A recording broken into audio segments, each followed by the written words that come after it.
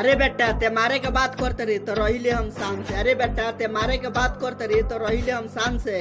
जिला जवार में पता कर लिए जाने लालो राम फुरोस निषाद के नाम से।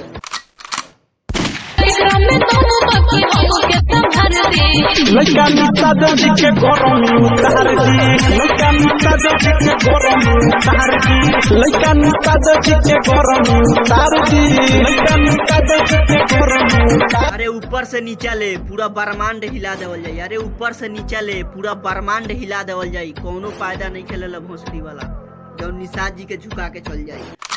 पथरा पिसाई कबो मजा ना होई, निषाद के झुका दी कोनो मजा ना होई, निषाद के झुका दी कोनो मजा ना होई। अरे बाबा तनी झुक के रहा।